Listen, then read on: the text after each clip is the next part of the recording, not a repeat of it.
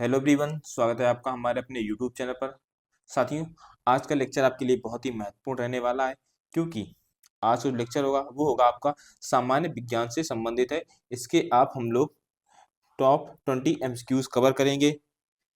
ये क्वेश्चन आपके railway group D और एनटीपीसी एग्जाम के लिए बहुत ही ज़्यादा जरूरी है, महत्वपूर्ण है, तो वीडियो को अंत तक देखिएगा। चैनल पे जो हमारे साथी नए जुड़े हैं वो चैनल को सब्सक्राइब कर लें और बेल आइकन को प्रेस करें ताकि वीडियो की लेटेस्ट नोटिफिकेशन सबसे पहले आपको मिल जाए। और यदि आप भी ग्रुप डी व एनटीपीसी एग्जाम की तैयारी करते हो और इस वीडियो को अवश्य देखिएगा और इसमें जो हमारे 20 क्वेश्चन बताए गए हैं उसको कवर करिए, क्योंकि ये क्वेश्चन है आपके एग्जाम में कई बार आए हुए हैं। तो चलिए बिना देर गवाए हम लोग पहला क्वेश्चन देखते हैं। पहला क्वेश्चन हमारा क्या है? पहला क्वेश्चन है वह है उच्चतम तापमान जिस पर चुंबकीय पदार्थ अपने चुंबकीय गुण को खो देता है, यानी ऐसा तापमान, यानी कोई ऐसे देखिए जो पदार्थ होता है या ऐसे धातु पदार्थ, उसको इतना गर्म किया जाए कि जो चुंबकीय पदार्थ है जिसके पास चुंबकीय गुण है वो अपना चुंबकीय गुण खो दे। तो सही आंसर इसका हमारा होगा क्यूरी तापमान। क्यूरी जो तापमान होता है इस पर जो चुंबकीय तत्व होता है वो अपना चुंबकीय गुण खो देता है और अचुंबकीय पदार्थ में बदल जाता है। तो सही आंसर क्या होगा हमारा? डी इसका सही आंसर हो जाएगा। इसका सही आंसर क्या होगा? डी होगा। साथियों, जैसा आप सभी को पता है कि हमारी जो क्लास है साइंस क्लास, ये डेली आपको 11:10 पर सुबह आपको मिल जाएगी। तो वीडियो को लाइक कर दीजिएगा और चैनल को सब्सक्राइब कर लीजिएगा ताकि वीडियो की सबसे पहले नोटिफिकेशन आपके पास पहुंचे। चलिए अगला क्वेश्चन देखते हैं। 5 मीटर प्रति सेकंड की गति से गतिशील 22 किलोग्राम वजन वाली वस्तु की गतिज ऊर्जा क्या होगी? गति ऊर्जा के बारे में बात करें तो हम लोगों ने पिछली क्लास की थी, साइंस की पहली क्लास की थी, उसमें हम लोगों ने काइनेटिक ऊर्जा का मैंने एक सूत्र बताया था आपको। क्या था? K E upon K equal to half M V square. K यानी क्या है यहाँ पे? काइनेटिक एनर्जी यानी गतिज ऊर्जा। गतिज ऊर्जा, तो इसके बारे में थोड़ा और देख लीजिएगा। चलिए तो अब रख देते हैं हाफ। एम कितना हमारा? एम यानी वजन। मास कितना है? तो ये 22 किलोग्राम वजन है, 22। और वी, वी यानी वेग। तो वेग हमारी गति कितनी है? 5 मीटर प्रति सेकंड। तो 5 और स्क्वायर, तो 5 को 2 बार गुणा करेंगे और इसको चलिए हल कर लेते हैं। 5×25 होगा और 25 का जब 22 में गुणा करेंगे तो आएगा हमारा कितना आएगा? 550 आ जाएगा आपका। और इसको यदि काटेंगे 2 आएगा 275। तो सही आंसर क्या होगा? 275 जूल हमारा आंसर आ जाएगा। कितना? 275 जूल हमारा आंसर आ जाएगा। तो सही आंसर क्या होगा? ए इसका सही आंसर होगा 275 जूल। गतिज ऊर्जा कितनी होगी? 275 जूल होगी। अगला क्वेश्चन देखिए। पेंडुलम लयबद्ध दोलक यानी हार्मोनिक ऑसिलेटर की तरह काम करता है। किसमें? लयबद्ध दोलक, ये आपको याद रखना, पेंडुलम। अतः इसका प्रयोग किया जाता है तो दादाजी घड़ी, कलाई में पहनने वाली घड़ी, धूप घड़ी या रेत की घड़ी। तो सही आंसर क्या होगा? सही आंसर होगा हमारा ए, दादाजी घड़ी यानी पेंडुलम घड़ी जो होती है इसका उपयोग किया जाएगा पेंडुलम लयबद्ध दोलक में। देखिए ये क्या होता है कि जब कोई पिंड होता है वो एक निश्चित समय अंतराल पर एक ही निश्चित पथ पर बार बार अपनी गति से को दोहराता है। यानी जैसे मान लीजिए ये पथ है, ठीक है, ये पथ है, तो सेम गति से वो आ भी रहा है और जा भी रहा है, दोनों कार्य कर रहा है। तो उसकी गति जो होगी वो एक कैसे होगी? सरल आवर्त, जो आवर्त गति हो जाती है उसमें हो जाती है। और ये क्या क्या करती है? तो ये उसी की तरह पेंडुलम भी उसी तरह व्यवहार करता है। तो सही आंसर क्या होगा? ए इसका सही आंसर हो जाएगा। ठीक है, पेंडुलम घड़ी। आगे देखिए, परिनालिका का प्रयोग निम्न में से किसमें नहीं किया जाता है? तो नहीं किया जाता है इससे पहले हम लोग ये जाने की परिनालिका आखिर क्या होता है, क्या होती है परिनालिका। तो परिनालिका क्या होती है? एक स्प्रिंग की भांति बनाए गए तार की एक संरचना होती है। क्या होती है? संरचना होती है तार की। तो यदि उसमें हम विद्युत धारा प्रवाहित करेंगे तो जो विद्युत धारा प्रवाहित करेंगे तो जो क्षेत्र होता है परिनालिका होती है वो चुंबकीय क्षेत्र में बदल जाती है, उसमें चुंबकीय क्षेत्र उत्पन्न हो जाता है। और जब चुंबकीय क्षेत्र उत्पन्न हो जाता है तो वो क्षेत्र होता है, ठीक है, तो वो क्षेत्र किसमें उपयोग किया जाएगा? वो मोटर बनाने के उपयोग किया जाएगा, मोटर बनाने में उपयोग किया जाएगा, विद्युत घंटी बनाने में किया जाएगा और मापन उपकरणों में किया जाएगा। सेलों में वो नहीं किया जाता है परिनालिका का उपयोग। तो सही आंसर क्या होगा? सी इसका सही आंसर हो जाएगा, क्योंकि परिनालिका में जब विद्युत धारा प्रवाहित की जाती है तो परिनालिका क्या होती है? चुंबकीय क्षेत्र की तरह उसमें चुंबकीय क्षेत्र उत्पन्न हो जाता है और चुंबकीय क्षेत्र की तरह व्यवहार करती है वो। तो सही आंसर क्या होगा? सी इसका सही आंसर हो जाएगा। आगे देखिए, पानी से हाइड्रोजन को अलग करने की प्रक्रिया को क्या कहा जाता है? पानी से हाइड्रोजन, तो सबसे पहले इसका उपयोग कहाँ होता है? ये औद्योगिक क्षेत्रों में इसका प्रयोग होता है। तो क्या होता है, जब पानी में धारा प्रवाहित की जाती है, तो जो पानी होता है उसमें जो जल के अणु होते हैं, आपको पता हो पानी का क्या होता है, H2O ये होता है, जिसमें 2 हाइड्रोजन के तत्व होते हैं, एक ऑक्सीजन का तत्व होता है। तो जब इसमें विद्युत धारा प्रवाहित की जाती है, तो इसमें जो हाइड्रोजन होता है वो अलग हो जाता है और ऑक्सीजन अलग हो जाता है। तो ये जो प्रक्रिया होती है, इसको हम लोग क्या कहते हैं? तो इसको हम लोग कहते हैं विद्युत विघटन कहते हैं, विद्युत विघटन कहते हैं। सही सही आंसर क्या होगा? ए इसका सही आंसर होगा, विद्युत विघटन। आगे देखिए क्वेश्चन क्या हमारा है।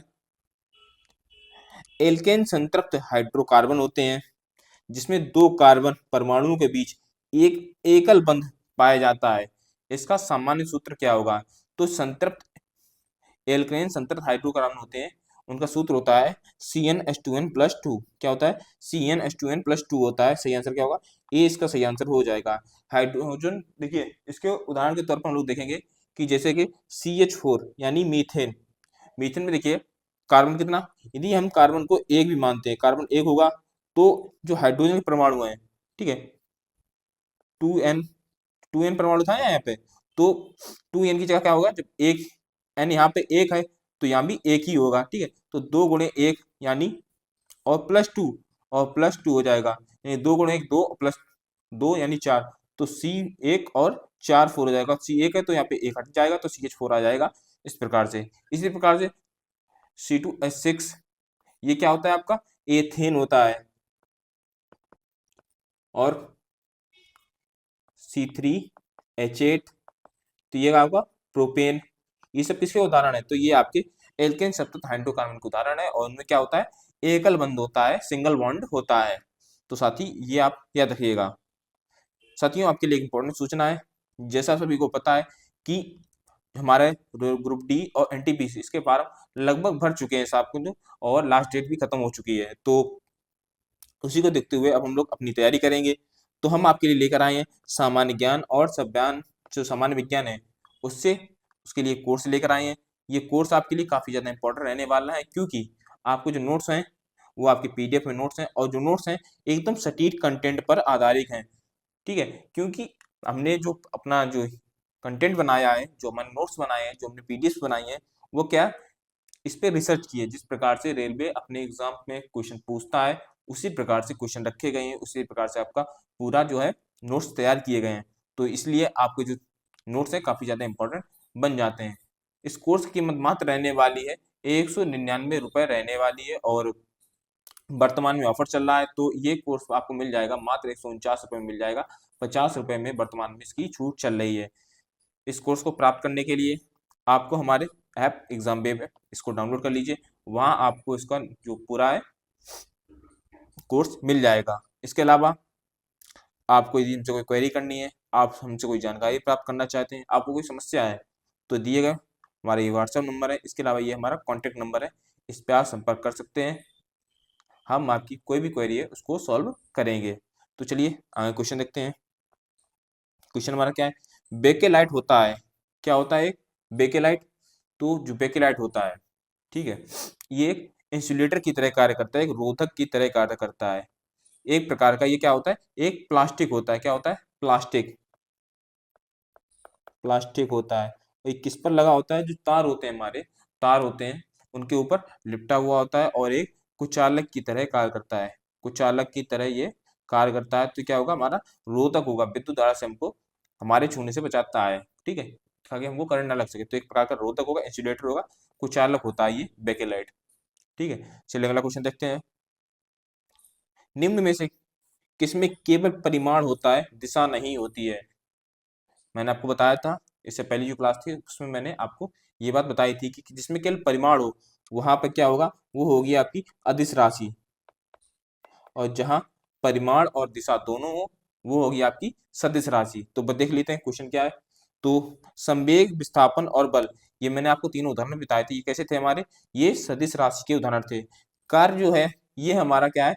ये अदिश राशि का उदाहरण है, अदिश राशि का उदाहरण है। तो सही आंसर क्या होगा? सी इसका सही आंसर होगा। कार्य क्या है? एक अदिश राशि है। और इसके अलावा अन्य देखें हम लोग कार्य के अलावा तो चाल, दूरी, द्रव्यमान, ये सब कैसे हैं आपके हैं? ये आपकी अदिश राशि हैं। और वही सदिश राशि की बात करें तो संवेग, विस्थापन, बल, ये ये सब कैसे हैं आपका? तो ये आपकी सदिश राशियां हो जाएंगी। चलिए अगला क्वेश्चन देखते हैं। अगला क्वेश्चन क्या है? एक आदर्श गैस का घनत्व को आधा करके दोगुना किया जा सकता है। जो उसका जो किसी गैस है उसका जो घनत्व है, किसको आधा करके, मतलब इनमें से कौन है, इसको आधा करके उसको दोगुना किया जा सकता है? तो क्या है? निरपेक्ष ताप है।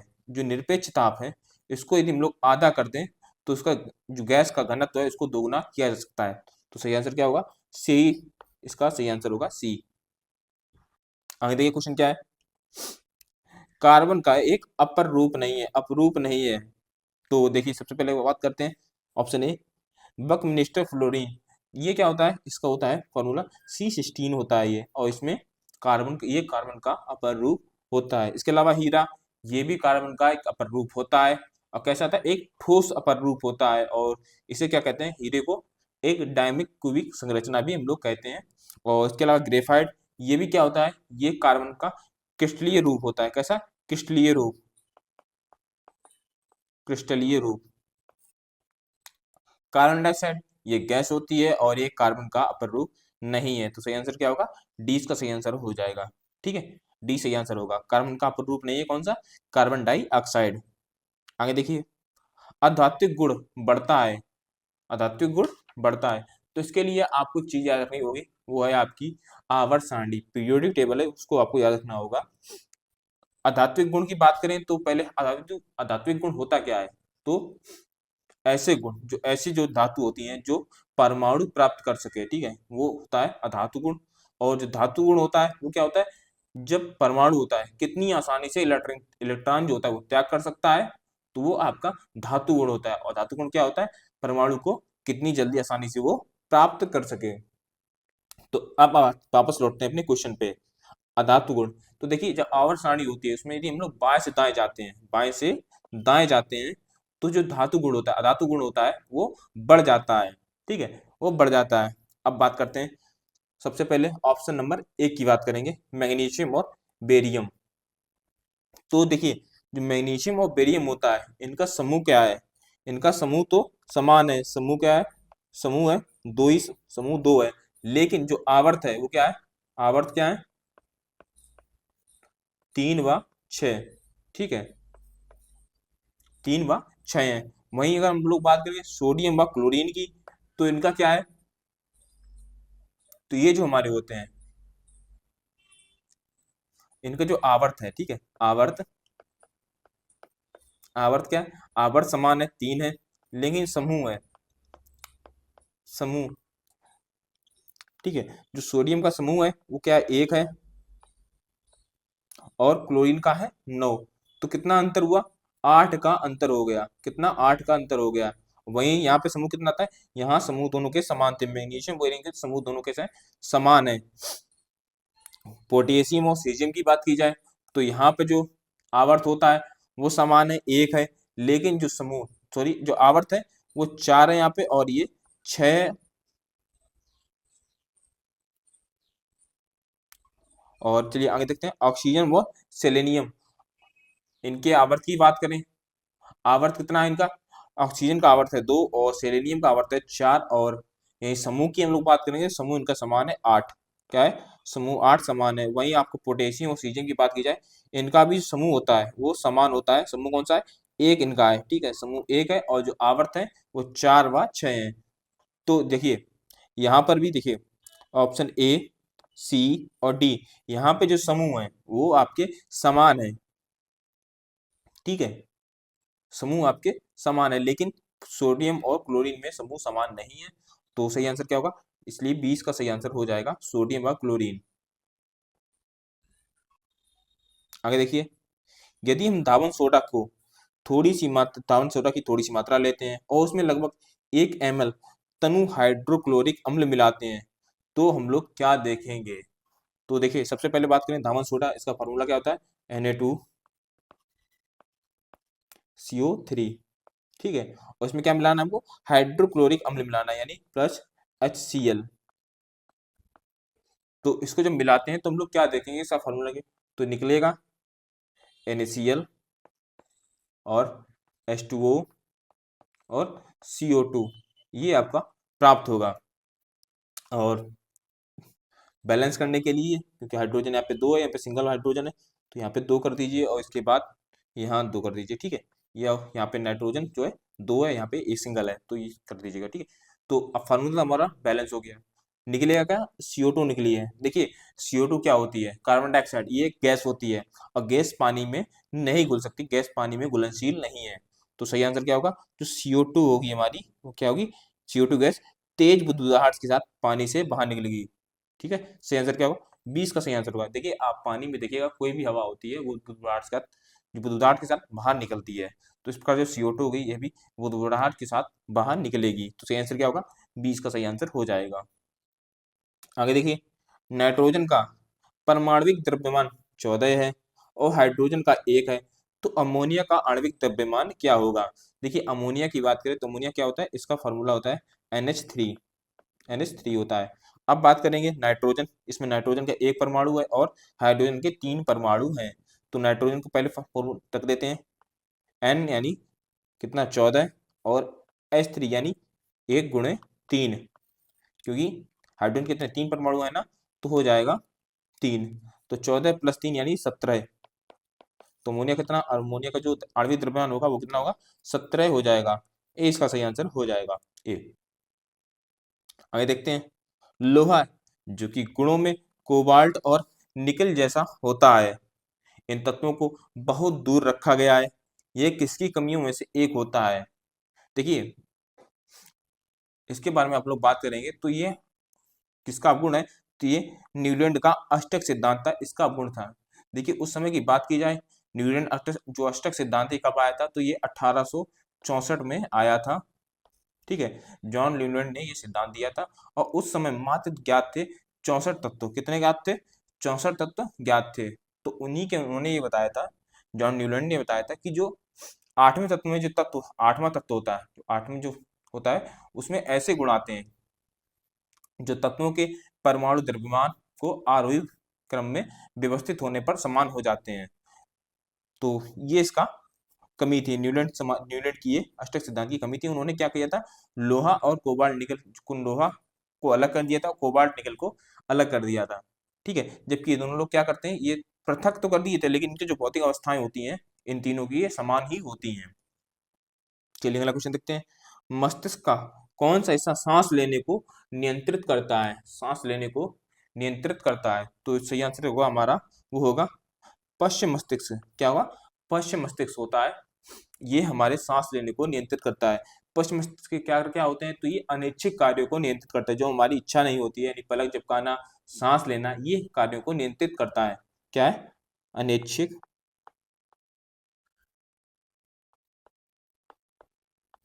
कार्यों को नियंत्रित, ठीक है। पश्चिम मस्तिष्क का ये कार्य होता है और इसका एक भाग होता है, पश्चिम मस्तिष्क का एक भाग होता है जिसका नाम है मेडुला ऑब्लोगेटा, ऑब्लोगेटा।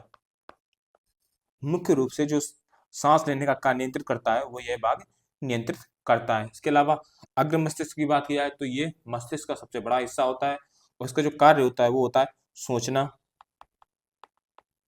याददाश्त रखना, और मोटा मोटी समझा जाए तो जो हमारी भावनाएं हैं, भावनात्मक अभिव्यक्ति है, इसको ये नियंत्रित करता है। जैसे तर्क करना, देखना, सुनना, प्यास लगना, ये सब किसके कार्य है, ये अग्र मस्तिष्क का कार्य है।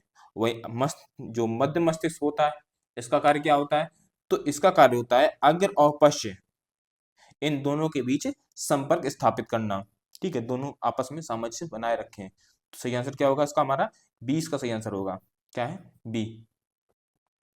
आगे देखिए, पुष्प के मध्य स्थित मादा प्रजनन भाग है, मादा का प्रजनन भाग, तो पुंकेसर, पंखुड़ी, बाह्यतल, ये सब कोई नहीं है। सही आंसर क्या है, डी इसका सही आंसर होगा, अंडप। अंडप जो होता है ये मादा के प्रजनन भाग से संबंधित है और मादा के प्रजनन भाग क्या होता है, स्त्री केसर, ठीक है, स्त्री केसर का ये एक भाग होता है।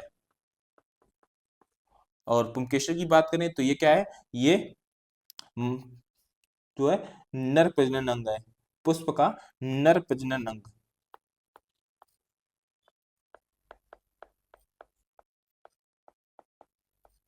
तो उसका सही आंसर क्या होगा, डी इसका सही आंसर होगा। ठीक है, डी इसका सही आंसर होगा। आगे देखिए क्वेश्चन क्या है, पौधों में प्राथमिक वृद्धि किसके द्वारा होती है। प्राथमिक यानी जब पौधा शुरुआत में ही होता है, उसकी वृद्धि किसके द्वारा होती है। और द्वितीयक बीजोत्पादक इसके द्वारा नहीं होती है, पार्श्व बीजोत्पादक इसके द्वारा भी नहीं होती है, मध्य निविष्ट बीजोत्पादक इसके द्वारा होती है, और शीर्ष बीजोत्पादक इसके द्वारा भी होती है। मध्य निविष्ट बीजोत्पादक जो होता है हमारा, ये पत्तियों के कहाँ पाया जाता है, ये पत्तियों के आधार पर पाया जाता है, पत्तियों के आधार पर। और जो शीर्ष बीजोत्पादक होता है, ये पौधे के शीर्ष पर पाया जाता है, पौधे के शीर्ष पर। ठीक है, तो ये क्या करता है, ये लंबाई बढ़ाने में मदद करता है ये, और पत्तियों के आधार पर जो होता है ये फैलने में आपको मदद करेगा, पौधे को फैलने में मदद करता है। तो सही आंसर क्या होगा, सी और डी, डी इसका सही आंसर होगा। ये दोनों आपके ऑप्शन ठीक होंगे। चलिए अगला क्वेश्चन देखते हैं, बायोगैस में मीथेन का प्रतिशत कितना होता है। तो जो बायोगैस होती है इसमें मीथेन का प्रतिशत होता है 75%। कितना होता है, मीथेन 75% होती है, तो ये भी आपको याद रखना है, ये ऑप्शन सही आंसर होगा। इसके अलावा मीथेन मीथेन गैस के अलावा क्या होती है बायोगैस में, कार्बन डाइऑक्साइड, नाइट्रोजन, हाइड्रोजन, ये सब भी गैसें होती हैं जिनका अन्य भाग होती हैं। आगे देखिए, डीएनए का एक खंड जो एक प्रोटीन की जानकारी प्रदान करता है उसे क्या कहा जाता है। इंपॉर्टेंट क्वेश्चन आपके लिए है कि जो डीएनए में प्रोटीन की जानकारी देता है वो कौन देता है, तो वो देता है जीन।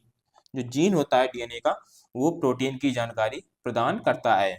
ठीक है, तो सही आंसर क्या होगा, ए इसका सही आंसर हो जाएगा। इसके अलावा जो डीएनए में गुणसूत्र होता है वो क्या आता है, वो लिंग निर्धारित करता है कि जो व्यक्ति है वो पुरुष है या महिला है। इसके अलावा लाइसोसोम की बात करें तो ये हमारा डीएनए में होता ही नहीं है। ठीक है, और केंद्रक, तो केंद्रक के अंदर ही डीएनए होता है। तो सही आंसर क्या होगा, ए इसका सही आंसर होगा जीन। जीन क्या करता है, डीएनए में प्रोटीन की जानकारी प्रदान करता है। और आज क्लास का लास्ट क्वेश्चन देख लेते हैं, निम्नलिखित में से कौन सा एक बायोगैस का घटक नहीं है।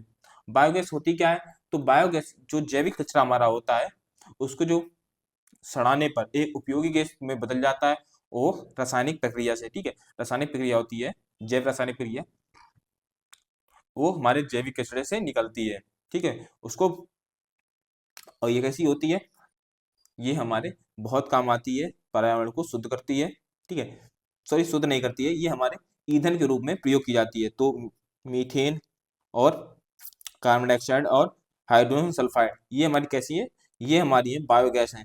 कार्बन मोनोऑक्साइड होती है, ये क्या होता है, तो ये कब उत्पन्न होती है, तो ये पहली बात तो ये जहरीली होती है। ठीक है, और ये उत्पन्न होती है जब जो कार्बन ईंधन होता है उसका जब हम लोग अधूरा दहन करते हैं, अधूरा जलाते हैं, तो उससे क्या होता है, कार्बन मोनोऑक्साइड जो है वो बाहर निकलती है। तो सही आंसर क्या होगा, बी सही आंसर होगा, बायोगैस का घटक नहीं है कार्बन मोनोऑक्साइड, क्योंकि ये कार्बन युक्त ईंधन के अधूरे दहन से उत्पन्न होती है। और मीथेन, कार्बन डाइऑक्साइड और हाइड्रोजन, ये जो जैविक कचरा होता है इसको सड़ाने पर उत्पन्न होती है। ठीक है, तो साथियों आज क्लास के लिए इतना ही। वीडियो पसंद आए तो वीडियो को लाइक कर दीजिए, चैनल पर नए हैं तो चैनल को भी सब्सक्राइब कर लीजिए और बेल आइकन को प्रेस कीजिए ताकि वीडियो की लेटेस्ट नोटिफिकेशन सबसे पहले आपके पास पहुंचे। तो साथियों मिलते हैं अगली क्लास में, थैंक यू, धन्यवाद।